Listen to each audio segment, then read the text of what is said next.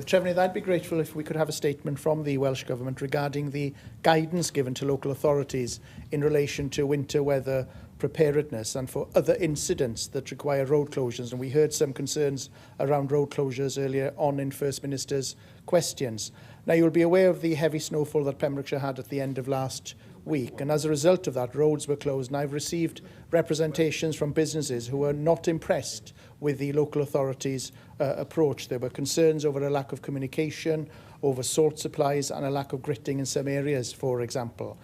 Whilst local authorities, of course, take the lead, the Welsh Government has a responsibility to ensure that the guidance they follow is as robust as possible and that local authorities have the support and resources they need to handle these situations. And of course, there's an impact on the local economy, which is why joined up, clear guidance is absolutely essential to protect businesses and support communities. Therefore, I'd be grateful if we could have a statement from the Welsh Government explaining how it's supporting local authorities in these situations, and especially given we also heard concerns earlier on in First Minister's questions. Thank you.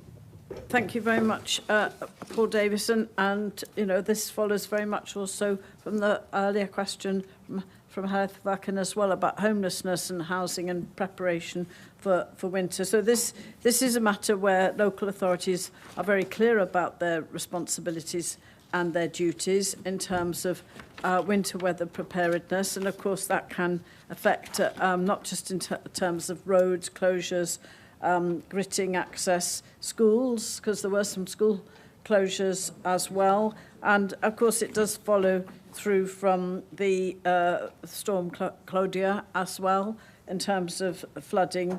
I understand in West Wales that the authorities were hit by, not just hit by floods, but bad weather, and they're assessing extent of costs as well, and close contact in officials with our officials and whether they need to call on emergency financial assistance, particularly in relation to, I'd say in Carmarthenshire, in relation to the floods.